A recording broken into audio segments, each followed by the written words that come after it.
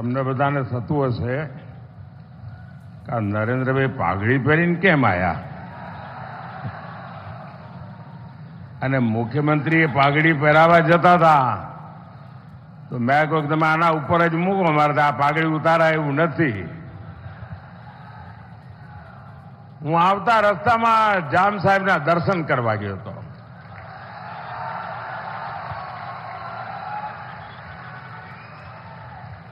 અને મારું સૌભાગ્ય છે કે મારા ઉપર એમનો ખૂબ અનન્ય પ્રેમ રહ્યો છે, સમગ્ર પરિવારનો અનન્ય પ્રેમ રહ્યો છે. અને જામ સાહેબ પાઘડી પહેરાવે પછી તો કઈ બાકી જ ના રે ભાઈ. અને એટલે મેં કહ્યું મારે માટે તો જામ સાહેબની આ પાઘડી મોટો પ્રસાદ છે. અને જામનગર સાથેનો મારા નાતાની અનેક વિશેષતાઓ રહેલી છે. ગયા 2 દિવસથી હું ગુજરાતમાં ભ્રમણ કરી રહ્યો છું. આમ તો કઈ ગુજરાતમાં વોટ માંગવા ના આવવાનું હોય,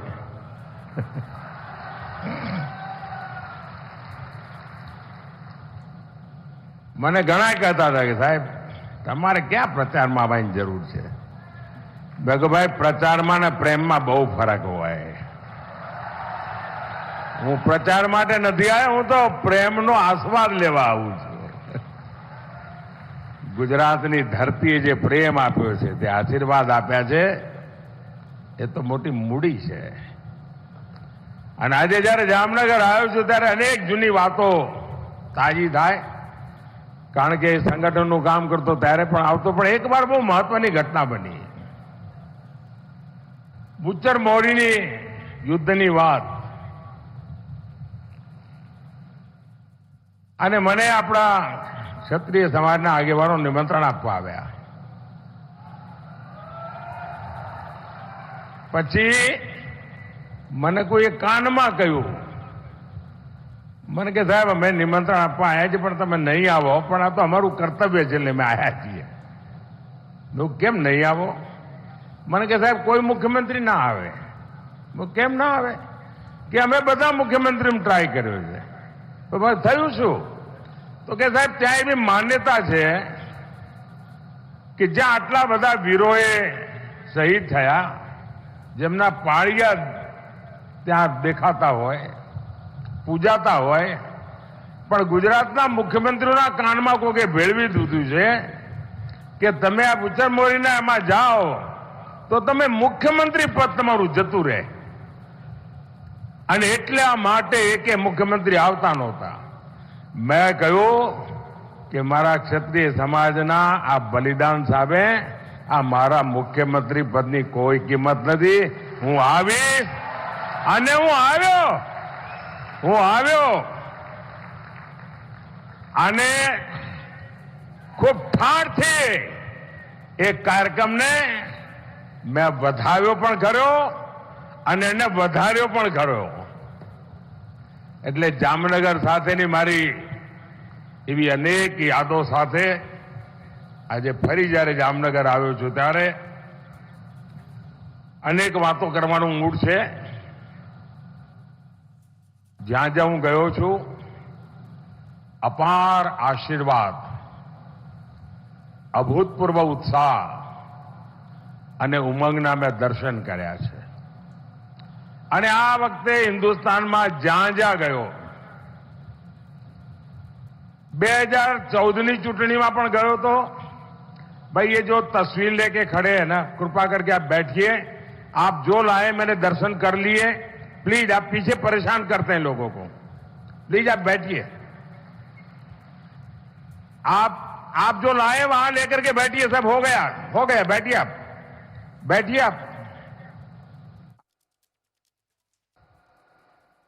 અને ગુજરાત હોય કે તમિલનાડુ હોય કે કાશ્મીર કન્યાકુમારી હોય કે આસામ હોય, જ્યાં જ્યાં ગયો મેં આવો ઉત્સાહ, આવો ઉમંગ અને આટલો બધો વિશ્વાસ અને કમિટમેન્ટ ન 2014માં જોયું છે, ને 2019માં જોયું છે, જે હું 2024માં જોઈ રહ્યો છું. કારણ 14માં ગયો ત્યારે બધાના મનમાં હતું કે આ ભાઈ છે કોણ. ગુજરાત વાળા ઓળખે, બહાર તો બહુ કે એટલી ઓળખાણ ના હોય. 19માં ગયું ત્યારે કે આ માણસ તો કામનો છે. અને 24માં હું જોઉં છું કે ભાઈ હવે તો આપણા દેશનો દુનિયામાં ડંકો વગાડવાનો છે. મોદી સાહેબ આગળ વધો. અને જ્યાં જઈએ ત્યાં એક જ સ્વર, फिर एक बार, फिर एक बार, फिर एक बार. साथियों, गुजरात ने वर्तमान में देश के लिए जितना योगदान दिया है, उतना ही योगदान अतीत में भी दिया है. जामनगर के महाराजा दिग्विजय सिंह जी ने द्वितीय विश्व युद्ध के समय पोलैंड के नागरिकों को यहां जामनगर में शरण दी थी. और आज भी पोलैंड की पार्लियामेंट का सत्र जब शुरू होता है तो सबसे पहले जामनगर का स्मरण होता है, दिग्विजय जी महाराज साहब का स्मरण होता है, बाद में पार्लियामेंट शुरू होती है. और उन्होंने जो बीज बोए उसके कारण आज भी पोलैंड के साथ हमारा रिश्ता बहुत मजबूत हुआ है.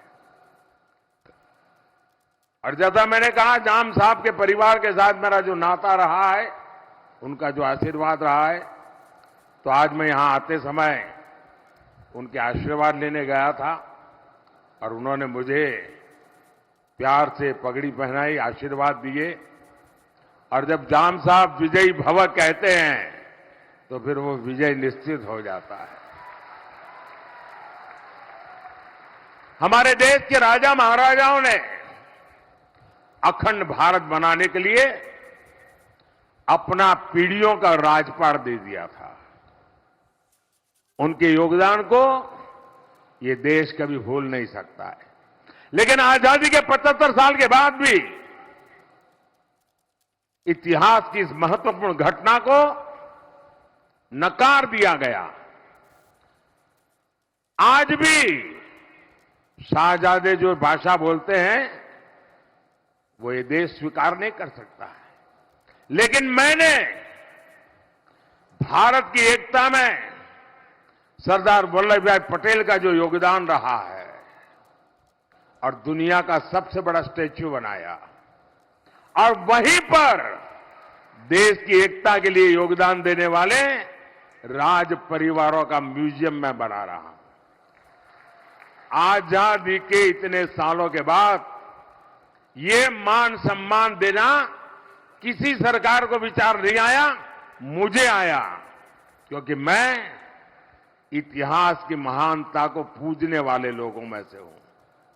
और मैं जानता हूं जो इतिहास भूल जाते हैं वो कभी इतिहास बना नहीं सकते.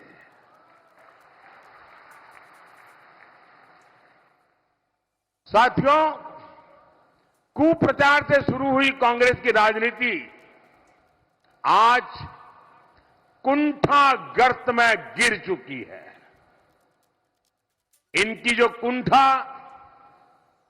पहले गुजरात को लेकर थी, आज कांग्रेस के भीतर देश की प्रगति को लेकर भी वही कुंठा, वही नफरत रग रग में भरी पड़ी है.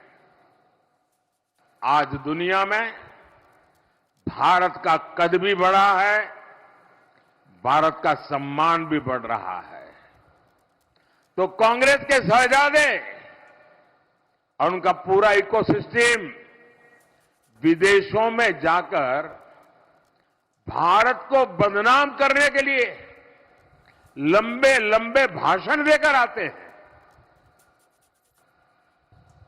उन लोगों ने जब सत्ता छोड़ी 2014 में, तब हमारे देश की अर्थव्यवस्था दुनिया में 11 नंबर पर थी।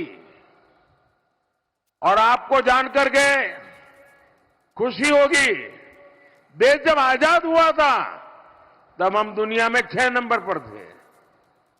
ये वहां से 11 पर ले गए। और एक चाय वाला आया, वो तो बड़े बुद्धिमान लोग बैठे थे, लेकिन उसकी रगों में गुजराती खून है जी। और दुनिया में 11 नंबर की जो इकोनॉमी थी, वो अब 5 नंबर पर पहुंच गई है। और मुझे आपका आशीर्वाद सत्ता सुख के लिए नहीं चाहिए, पद प्रतिष्ठा के लिए नहीं चाहिए। 2014 में प्रधानमंत्री का शपथ लेने के बाद इतिहास में नाम दर्ज हो चुका है। मोदी न इसके लिए जीता है, न मोदी उसके लिए सपने से अपने संजोता है। मोदी आपसे आशीर्वाद मांग रहा है। मन में एक संकल्प है, उस संकल्प को मुझे ये तीसरे टर्म में पूरा करना है। और मेरा संकल्प है, हिंदुस्तान को दुनिया की पहली 3 अर्थव्यवस्थाओं में ला करके रखूंगा।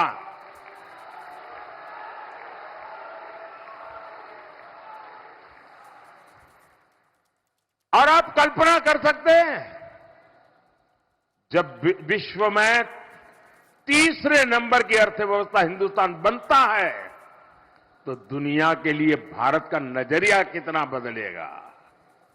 भारत की आवश्यकताओं की पूर्ति,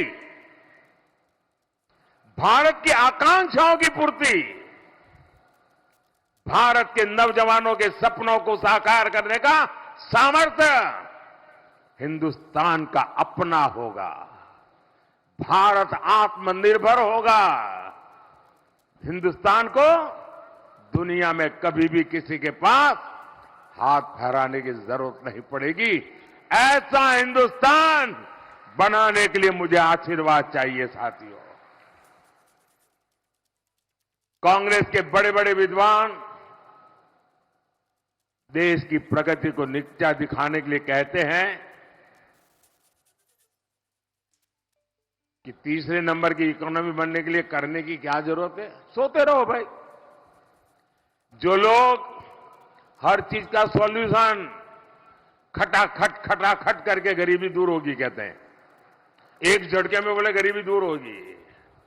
जो खटाकर और कटाकट में ही जो फंसे पड़े हैं, उनको समस्याओं से, चुनौतियों से कैसे टकराना, समस्याओं का कैसे समाधान कहना, चुनौतियों को कैसे परास्त करना, ये शायद कभी सोचा भी नहीं होगा। साथियों, नीति क्या होती है, निर्णय क्या होते हैं, और जब नीयत साफ होती है ना, तो नतीजे भी तो शानदार होते हैं। साथियों, कांग्रेस का जहर इतना बढ़ चुका है, इतना बढ़ चुका है, पता नहीं 4 जून आते आते ये विष कहां कहां फैल जाएगा।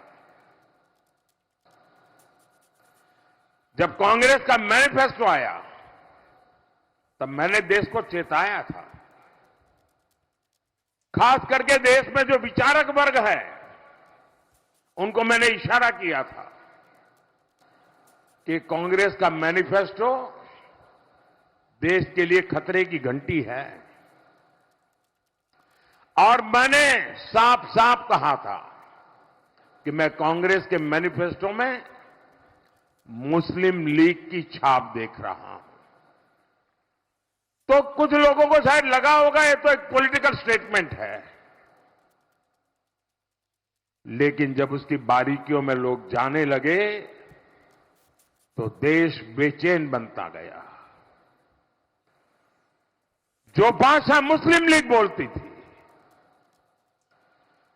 देश के आजादी के पहले भारत का विभाजन की भाषा जो है, दुर्भाग्य से आज कांग्रेस का मैनिफेस्टो उन्हीं बातों को लेकर के आज देश के वासियों से वोट मांग रहे हैं। इंडिया अलायंस की रैलियों में इंडिया अलायंस के नेता मुस्लिम वोटर्स को वोट जिहाद करने की अपील कर रहे हैं, और वो भी कोई मदरसा से निकला हुआ बच्चा नहीं बोल रहा है। कांग्रेस के टॉप लीडरशिप में बैठने उठने वाले बहुत पढ़े लिखे परिवार के कांग्रेस के नेता वोट जिहाद की बात कर रहे हैं। और कांग्रेस का और वोट जिहाद का क्या रिश्ता कहलाता है, ये आपको कांग्रेस के लेगा। आप याद करिए, जब देश में जिहाद के नाम पर आतंकी हमले होते थे, तब उन आतंकियों की वकालत में सबसे पहले कांग्रेस के लोग आते थे। कश्मीर में अलगाववादी जिहादियों की मेजबानी तब के प्रधानमंत्री करते थे, तस्वीरें मौजूद है। मुंबई में आतंकी हमला हुआ 26/11 को, उसमें कसाब और दूसरे आतंकियों को बचाने के लिए कांग्रेस के नेता आगे आए। मुंबई आतंकी हमले के जिहादियों को बचाने के लिए किताबें लिखी गई, कांग्रेस नेताओं ने उसे रिलीज किया। दिल्ली में बाटला हाउस एनकाउंटर में जिहादी आतंकवादी मारे गए तो कांग्रेस की मैडम, उनके आंखों में आंसू बह रहे थे, रुकते नहीं थे। ये कांग्रेस के नेता कह रहे। अफजल गुरु को फांसी हुई, उसे माफी दिलाने के लिए इसी इकोसिस्टम के लोग सुप्रीम कोर्ट से लेकर राष्ट्रपति तक पहुंच गए थे। और अब ये लोग देश में वोट जिहाद करने का नारा लगा रहे हैं। साथियों, कांग्रेस पार्टी इस समय दो रणनीतियों पर चुनाव लड़ रही है। पहला, जाति के नाम पर समाज को बांटना। दूसरा, तुष्टीकरण के जरिए अपनी वोट बैंक को एकजुट करना। इसलिए कांग्रेस पार्टी ने पहले दलित, आदिवासी और पिछड़ा वर्ग के आरक्षण को लेकर झूठी, 100% झूठी अफवाहें फैलाना, चारों तरफ चू चू चू करना शुरू कर दिया। इसे चुनाव का एजेंडा बनाने की कोशिश की, और अब कांग्रेस आरक्षण के खिलाफ अपने असली मकसद में जुट गई है। Congress party SC, ST, OBC का आरक्षण उनसे छीनकर, उसमें से हिस्सा लेकर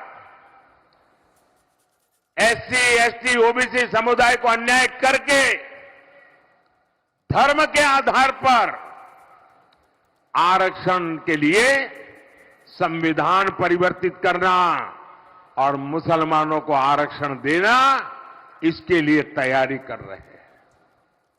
कर्नाटका में कांग्रेस ने क्या किया?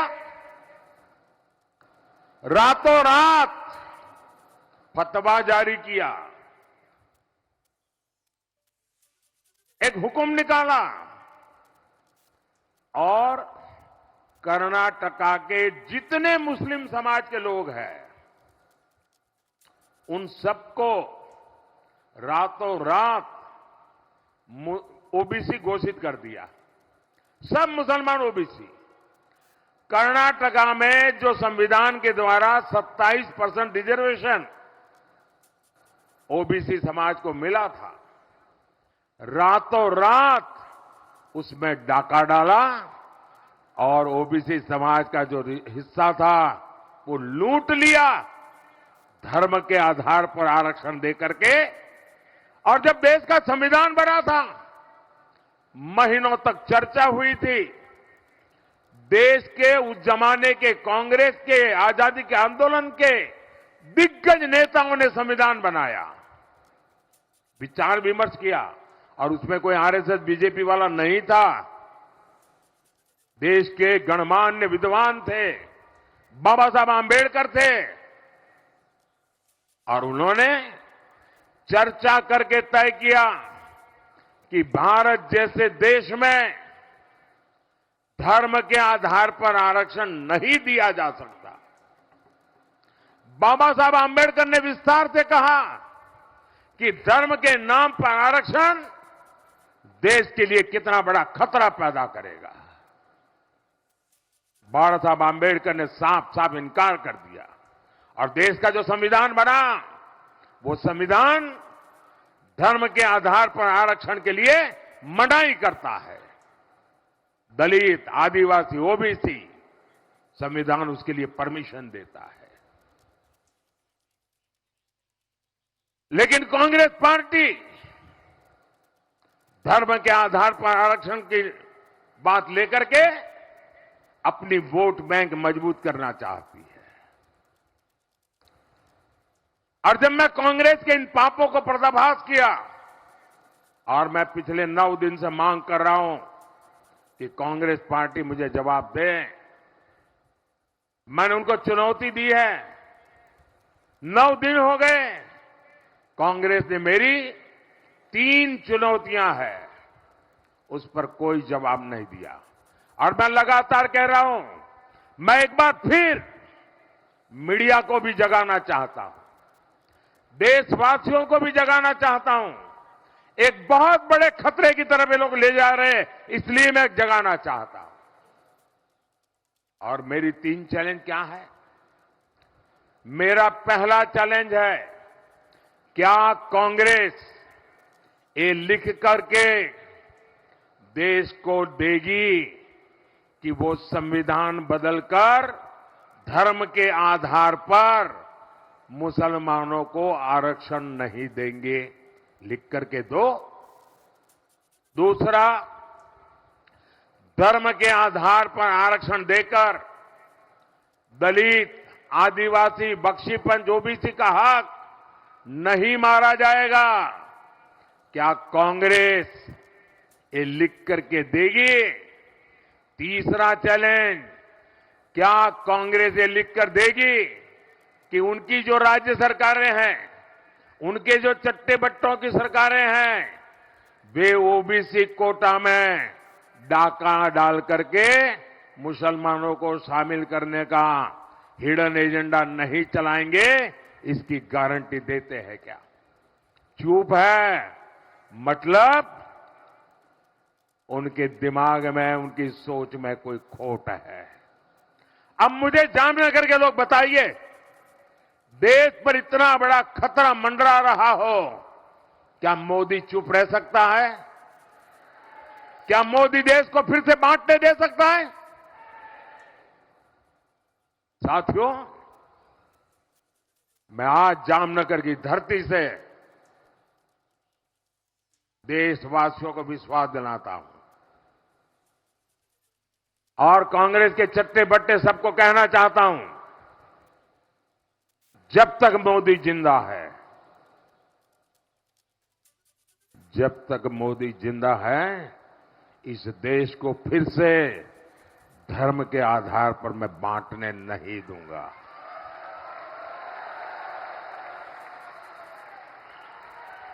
धर्म के आधार पर दलित, आदिवासी, बख्शीपंथ, इनके हक छीनने नहीं दूंगा। ये जिंदा हूं तब तक मैं लड़ता रहूंगा। और कांग्रेस जवाब देने के बजाय मुंह छिपाकर देशवासियों की आंख में धूल झोंक रही है।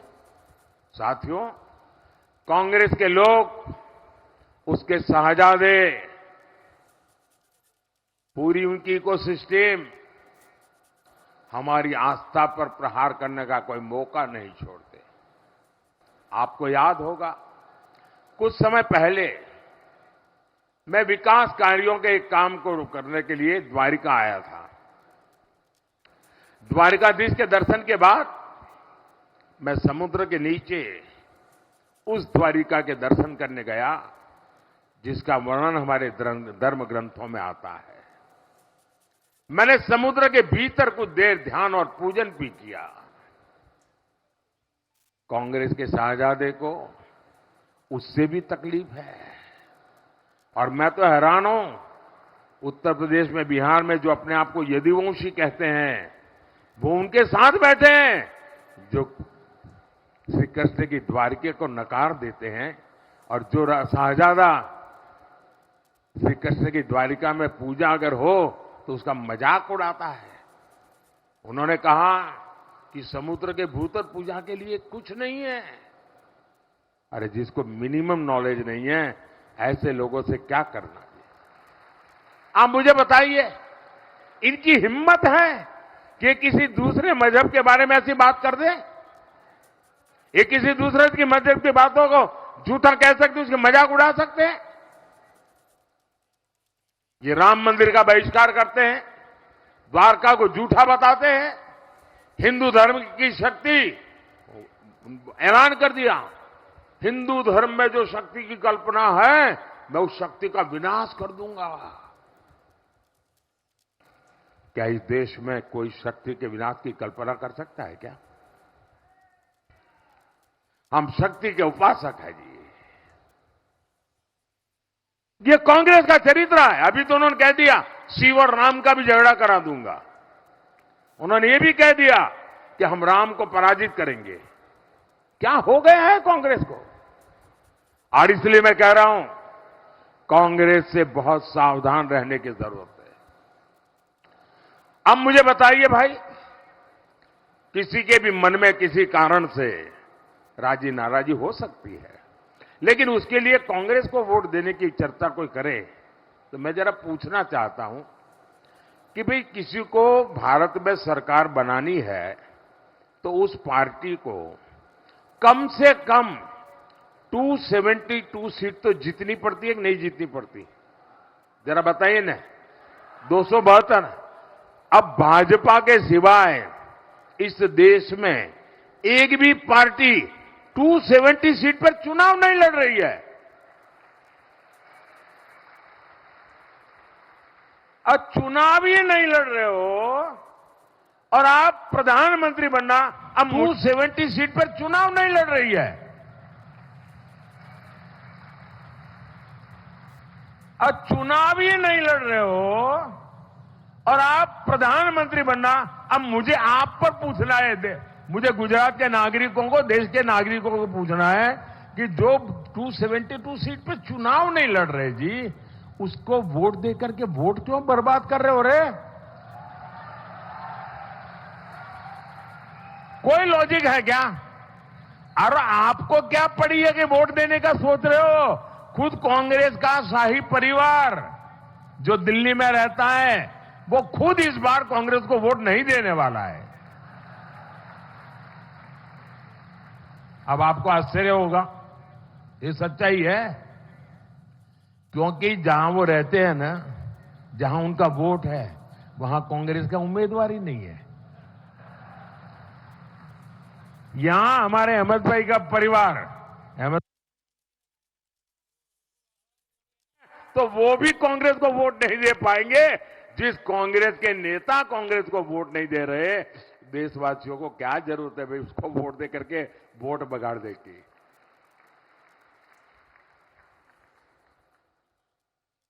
અને એટલા જ માટે મારા ભાઈઓ બહેનો,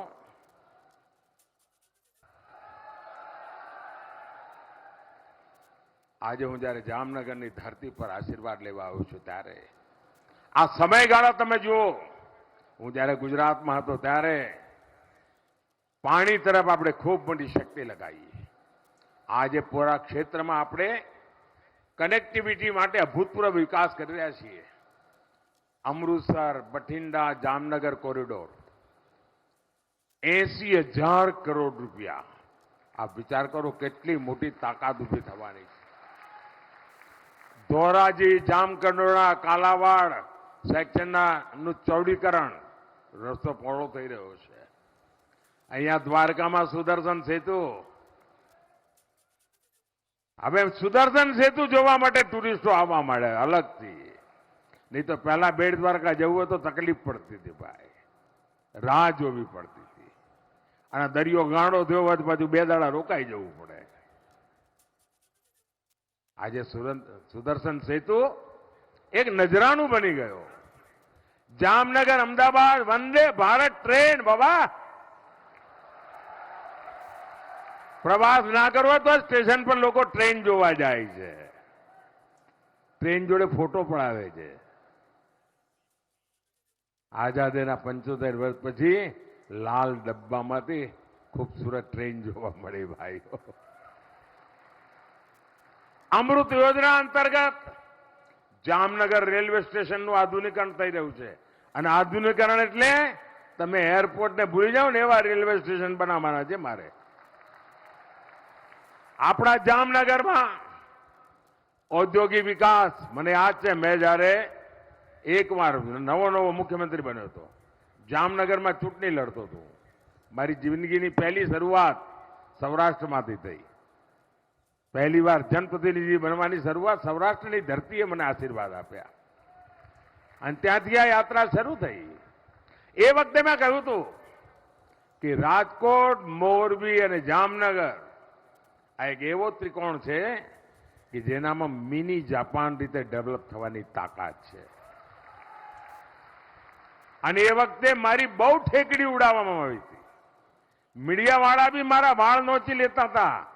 અને આજે તમે જોઈ રહ્યા છો જે રીતે એક જમાનામાં ગુજરાત આપણું આ એગ્રીકલ્ચરમાં હાલત બહુ ખરાબ હતી કે 10 વર્ષમાં 7 વર્ષ દુષ્કાળ રહેતો હતો.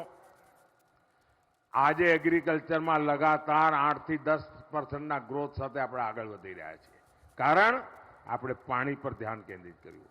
આપણા ગુજરાતની ઓળખ શું હતી? દલાલી કરવાની. એટલે એક જગ્યાએ માલ લેવાનો અને બીજી જગ્યાએ વેચવાનો અને વચ્ચે જે 2-5 પૈસા મળે એનાથી ગુજારો કરવાનો. વેપાર નાનો મોટા ચલાવીને આપણે ગુજરાન કરતા હતા. કારણ આપણી પાસે કોઈ મિનરલ્સ નહીં.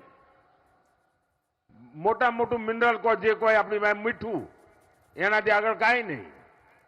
અને એમાંથી આજે ગુજરાત ઔદ્યોગિક રાજ્ય બની ગયું. અને દોસ્તો, આવનારા દિવસો સ્વર્ણ અક્ષરે લખી રાખજો.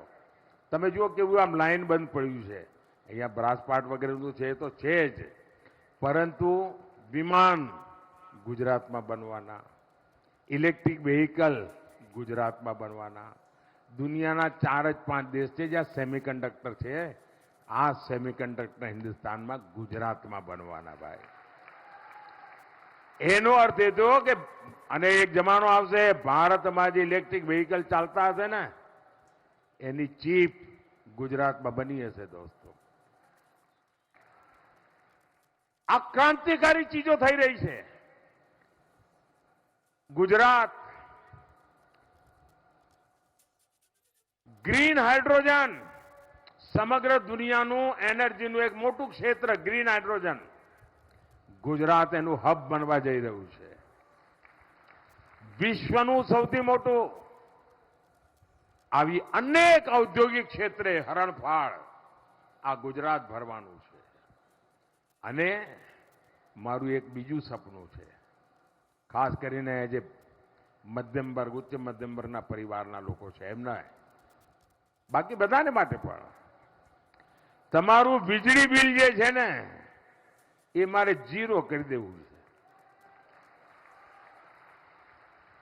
હવે આપ વિચાર કરો, વીજળી બિલ 0 થાય એટલે તમારા જીવનમાં નવી દિશામાં આગળ વધવા માટેનું કેટલો મોટો અવસર મળે. અને એના માટે PM સૂર્યઘર યોજના આપણે બનાવી છે.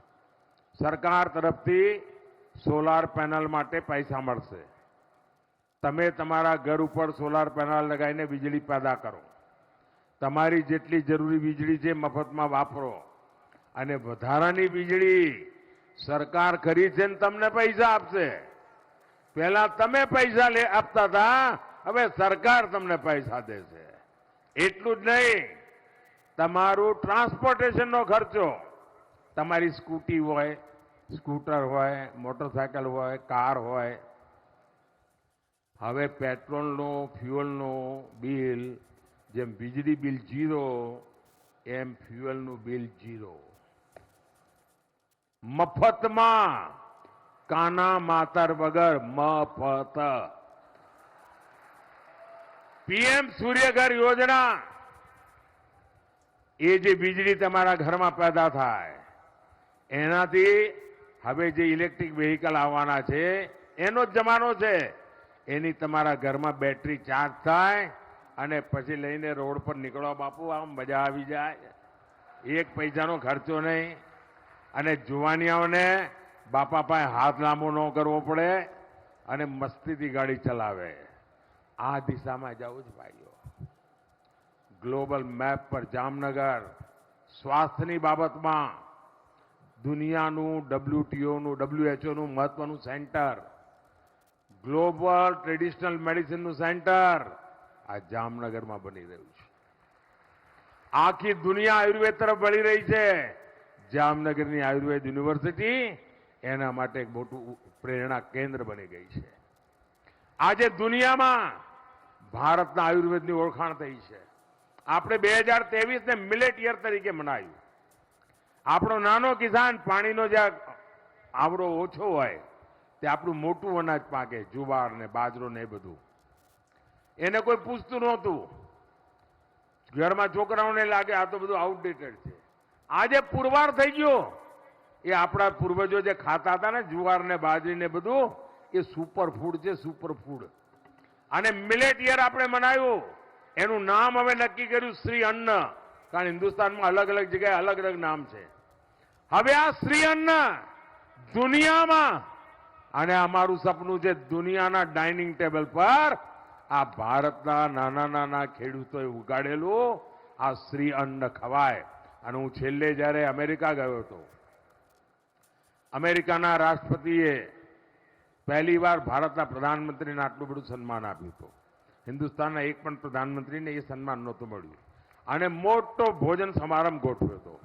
એ ભોજન સમારંભની વિશેષતા એ હતી કે દરેકના ભોજનની ડીશમાં વેજીટેરિયન ખાવાનું હતું. એટલું જ નહીં, આ આપણો જુવાર બાજરી મિલેટ હતું, શ્રીઅન્નનું ભોજન હતું. વ્હાઇટ હાઉસમાં પણ સુપર ફૂડનું મહાત્મ્ય વધતું જાય છે. સાથીઓ, સૌની યોજના, એને તો જ્યારે મને યાદ છે મેં આ રાજકોટમાં પ્રેસ કોન્ફરન્સ કરીને સૌની યોજનાની જાહેરાત કરી હતી, તો આ છાપાવાળા હેડલાઇન બનાવી હતી કે મોદીએ ચૂંટણીનું નવું ગતકડું કાઢ્યું. કારણ કે ચૂંટણીના થોડા દાડા પહેલા જ કર્યું હતું. આજે ધમધમાટ પાણી પહોંચે છે કે નહીં, તળાવ ભરાય છે કે નહીં? ભાઈઓ બહેનો, કચ્છના ખાવડા સુધી પાણી પહોંચાડ્યું. સૌની યોજનાએ એક નવું જીવતદાન આપ્યું છે. જામનગર જિલ્લાના 400થી વધારે ગામ, એમાં નળથી જળ મારી માતાઓ બહેનો પહેલા 1-2 કિલોમીટર માથે ગડુલા લઈને જતી હતી. આ મોદીએ તમારા ગડુલા ઉતારી દીધા અને નળથી જળ. અત્યારે બાટલામાં ગેસ આવે છે ને, હવે પાઇપલાઇનથી ગેસ આવશે. આ મોદીએ સાફ સાફ બધું ગોઠવેલું છે, નક્કી કરેલું છે. ડિફેન્સના બાબતમાં અહીંયા મોટો આપણો બેઝ છે. ડિફેન્સના ક્ષેત્રમાં આપણે આત્મનિર્ભર થઈ રહ્યા છે. અનેક ક્ષેત્રોમાં આગળ વધી રહ્યા છે. મારું કહેવાનું તાત્પર્ય એ છે ભાઈઓ કે ખૂબ મોટી સંખ્યામાં જ્યારે આગળ વધી રહ્યા છે, ત્યારે મારી તમારી પાસે અપેક્ષા છે. તમારા આશીર્વાદ મારી જોડે છે. તમે 26 સીટો જીતાડવાના છો એ પણ મને ખબર છે. તમને પણ ખબર છે કે મોદી તો આપણા ઘરનું છોકરું છે, એની જોડે તો આપણે ઉભા જ રહેવું પડે. તમને ખબર છે. 7મી મે મારી અપેક્ષા છે. ગરમી ગમે તેટલી હોય, કામ ધામ ગમે તેટલું હોય, પણ આપણા ગુજરાતે આખા હિન્દુસ્તાનમાં સૌથી વધારે મતદાનનો રેકોર્ડ કરવો પડે. આપણા ગુજરાતે અત્યાર સુધીના મતદાનના બધા રેકોર્ડ તોડવા પડે. તોડશો? પ્રત્યેક પોલિંગ બૂથમાં જોર લગાવશો? ગમે તેટલી ગરમી હોય, પહેલા મતદાન પછી જલપાન. બીજી મારી અપેક્ષા વધુમાં વધુ પોલિંગ બૂથ જીતવા છે. લોકસભા કે વિધાનસભાની પેટા ચૂંટણીઓ જીતી જેવું જેટલું નહીં, મારે બધા પોલિંગ બૂથ આ વખતે જીતવા છે. તમારી મદદ વગર જીતાય? મદદ કરશો? આશીર્વાદ આપશો? જામનગરથી બેન પૂનમબેન ચૂંટણી લડી રહ્યા છે, એમને આપના આશીર્વાદ મળે. અને પોરબંદરથી અમારા સાથી અર્જુનભાઈ મોઢવાડિયા એ ચૂંટણી લડી રહ્યા છે. અમારા બંને સાથીઓને ભારી બહુમતથી વિજય બનાવો. આખું ગુજરાત વિજય બનાવે. આજે જામનગરના આંગણેથી અહીંથી મારે કલકત્તા માટે વિદાય લેવી છે. આવતીકાલે બંગાળમાં ગુજરાતના ઉત્સાહ ઉમંગની વાત કરીશ. ફરી એક વાર મારી સાથે બોલો, ભારત માતા કી. फिर एक बार, फिर एक बार, फिर एक बार, अब की बार, अब की बार, अब की बार, भारत माता की.